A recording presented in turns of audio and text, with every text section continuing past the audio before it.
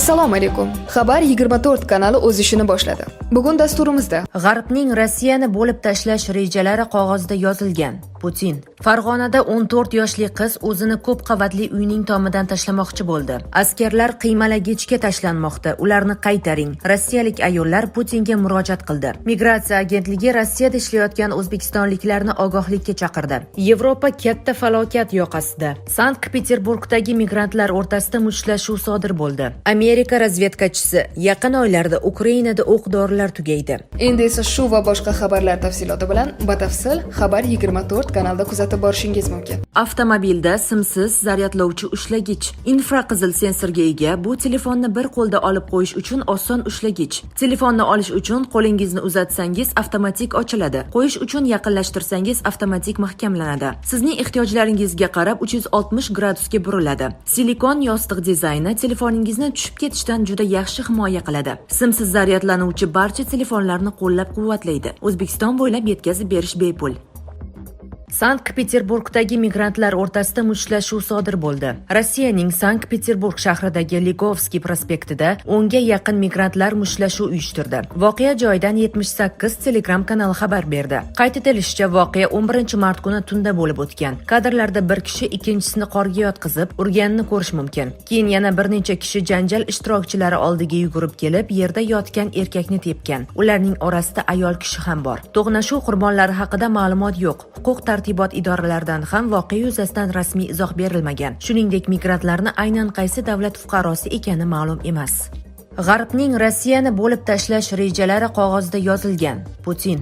G'arbning Rossiyani bo'lib tashlash rejalari qog'ozda yozilgan va bu uning yagona maqsadiga aylandi, dedi Rossiya prezidenti Vladimir Putin Rossiya bir telekanali boshlovchisi Pavel Zarubin bilan suhbatda. Prezidentning so'zlariga ko'ra, agar Moskva G'arb davlatlarining siyosatiga qarshi turmaganida, Rossiya xalqlarining va rus xalqining taqdiri keskin o'zgarishi mumkin edi. Ularning rejalari amalga oshgan taqdirda rus xalqi kabi etnik guruh bugungi kunda mavjud bo'lgan shaklda yashay oladimi yoki yo'qligini ham bilmayman, dedi Putin. Davlat rahbari G'arb yagona rus xalqi o'rniga moskvitlar, oralliklar va boshqalarni yaratmoqchi ekanligini ta'kidladi. Bularning barchasi rejalarda bor edi, ular qog'ozda yozilgan. Faqat munosabatlarni vaqtincha saqlash maqsadida biz bu haqda gapirmaslikka harakat qildik. Lekin bularning hammasi bor, hammasi qog'ozda yozilgan, dedi prezident. Putin dastlab Sovet ittifoqining, keyin esa Rossiyaning bo'linishini G'arbning umumiy maqsadi deb atadi. Keyin ehtimol ular bizni madaniyatli xalqlar oilasiga qabul qiladilar, lekin faqat alohida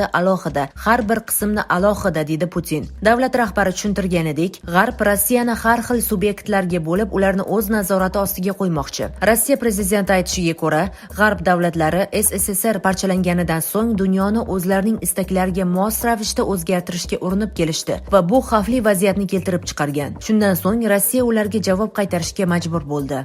Farg'onada 14 yoshli qiz o'zini ko'p qavatli uyning tomidan tashlamoqchi bo'ldi. Maktab o'quvchisi o'gay otasi bilan yuz bergan mojarodan so'ng o'z joniga qasd qilmoqchi bo'ldi. Ijtimoiy tarmoqda Farg'ona shahrida maktab o'quvchisi bo'lgan qiz o'zini 16-qavatli uyning tomidan tashlamoqchi bo'lgani haqida xabar tarqaldi. Mazkur xabar yuzasidan Bosh prokuratura axborot xizmati rahbari Hayot Shamsuddinov ma'lumot berdi. Aniqlanishicha, 14 yoshli qiz D.K. maktab o'quvchisi o'gay otasi bilan o'zaro janjallashib qolishi natijasida Farg'ona shahri Tarona ko'chasida joylashgan 16-qavatli uyning tomiga chiqib olgan hamda u yerdan pastga o'zini tashlab o'z joniga qasd qilmoqchi bo'lgan. Voqea joyiga borgan Farg'ona shahar Ichki ishlar boshqarmasi va Favqulodda vaziyatlar vazirligi xodimlari D.K.ni tomdan sog'-omon tushirib olishgan. Mazkur holat yuzasidan Farg'ona shahri prokuraturasi tomonidan tergovga qadar tekshiruv harakatlari o'tkazilmoqda.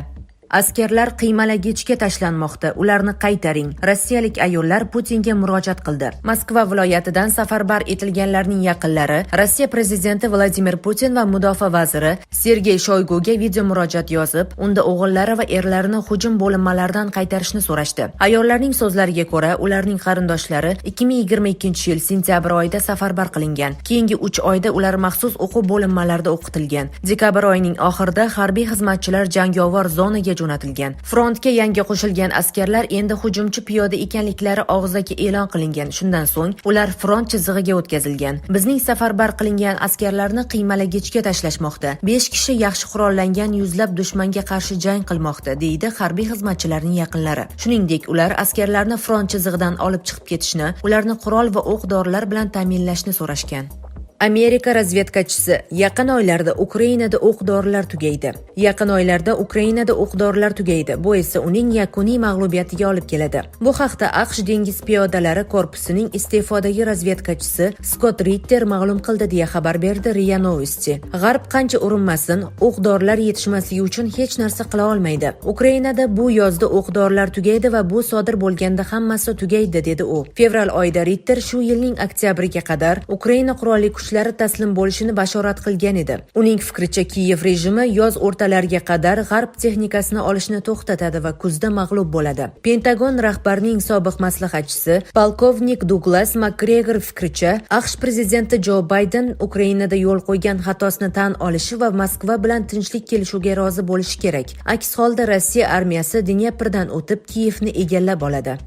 Migratsiya agentligi Rossiyada ishlayotgan o'zbekistonliklarni ogohlikka chaqirdi. Migratsiya agentligi Rossiyada ishlayotgan o'zbekistonliklarni internet orqali katta pul evaziga mahsulotlarni bir manzildan ikkinchi manzilga yetkazib berish haqidagi e'lonlar yuzasidan ogohlikka chaqirdi. Bu haqda agentlikning Telegram kanalida ma'lum qilindi. Qayd etilishicha, norasmiy kuryerlik xizmatlarida narkotik yoki taqiqlangan moddalar solingan buyurtmalarni yetkazib berish taklif qilinmoqda va buning oqibatida politsiya xodimlari tomonidan ular ushlanib, jinoiy javobgarlikka tortilmoqda. Shu munosabat bilan yurtdoshlarimizdan norasmiy kuryerlik xizmatlarida ishlamaslikni, katta miqdordagi pul evaziga shubhali buyumlarni bir manzildan ikkinchi manzilga yetkazib bermaslikni yoki mahsulotni albatta tekshirishni so'raymiz. Eslatib o'tamiz, Rossiya qonunchiligiga ko'ra narkotik moddalarni sotish yoki yetkazib berish uchun uzoq muddatli qamoq jazosi belgilangan, deyiladi xabarda.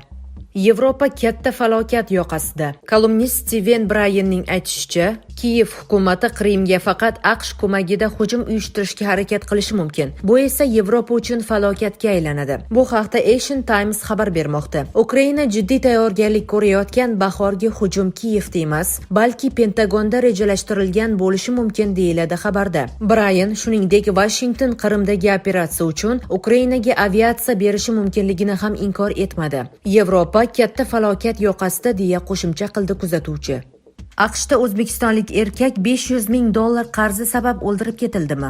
AQShning Bruklin tumanida istiqomat qilgan va 2022-yilning 26-iyunida bedarak yo'qolgan 43 yashar o'zbekistonlik Shehroz Tohirovning jasadi topildi. Prokuratura bayonotiga ko'ra, jasad otib o'ldirilgan. Bu haqda Amerika ovozi xabar bermoqda. Sud hujjatlariga ko'ra, Shehroz Tohirov umrining so'nggi kunida gruzin millatiga mansub ikki biznes sherigi bilan qimmat soatlar savdosi yuzasidan uchrashgan. Hozirda ulardan biri qo'lga olingan, ikkinchisi AQShdan qochib ketgan. Ma'lum qilinishicha, ular Tohirovdan $500,000 talab qilishgan. Shehroz Tohirov yo'qolgan kuni ushbu mablag'ning bir qismini to'lash maqsadida chiqib qaytmagan. Qidiruv-surishtiruv xulosasida keltirilishicha, Tohirov 25-iyun kuni ertalab uyidan $100,000 atrofida naqd pul bilan chiqqan. Tergovda aniqlanishicha, u gruzinlardan biriga ana shu mablag'ni bank hisobidan yechilgan yana $30,000 bilan Mercedes-Benz avtomashinasini, shuningdek $20,000lik bank cheki va $10,000 naqd pul berilgan. O'sha kuni kechki soat 17:40larda pullarni olgan gruzin Pensilvaniya shtatining